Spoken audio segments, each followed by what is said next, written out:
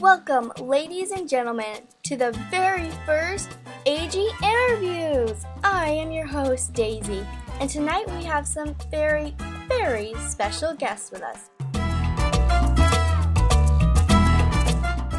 Our first guest is the newest member of a very funny and talented family. Everybody, let's welcome Nora from 21 Katy Bear.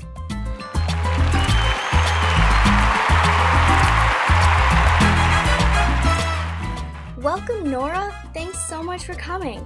We're really glad to have you here today on the show with us. Thanks for inviting me. I'm really excited to be here. No problem. Anyways, let's get on to the first question. I've seen your family's dollhouse and it's pretty amazing. So tell me, how long did it take to make? Well, it took a long time. If I look back, we first moved our whole house to the basement in probably 2012 or 2013. And we're still working on it and adding new things. That's really cool. So, the next question is, are there any dolls you plan on getting or maybe you just really like?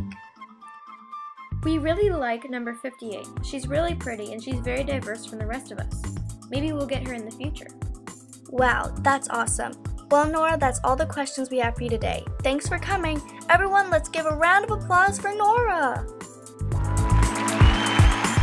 Our next guest comes from a fashion award-winning family. Everybody, let's welcome Brooklyn from KG Cuties.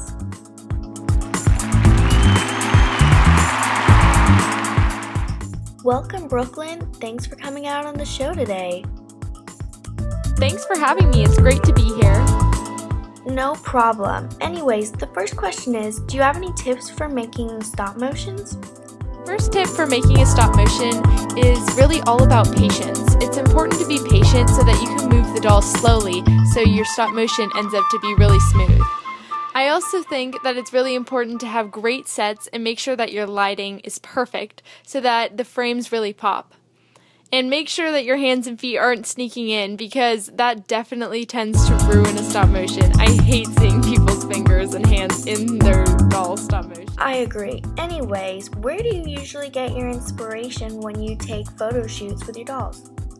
I think my inspiration from photo shoots really depends on my mood, and I think from my mood that really helps to inspire an outfit that my doll is wearing. And from there, when I take her outside, even the lighting kind of inspires what I want to make the photo shoot about. So that's mainly where I pull my creativity. Cool. Well, that's it for today. Let's give a hand for Brooklyn. Our last guest is the one who started it all.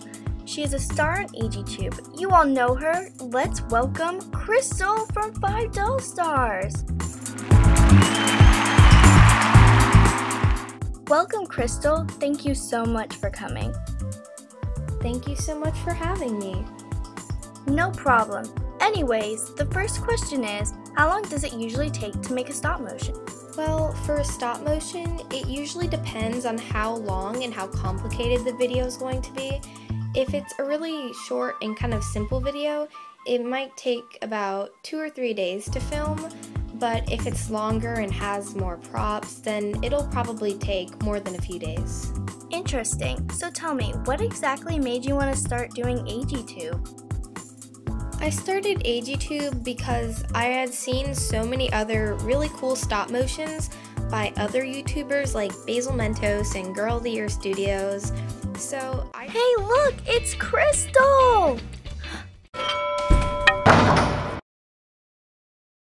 Oh my gosh, you're touching Crystal. You really whole show. Really great.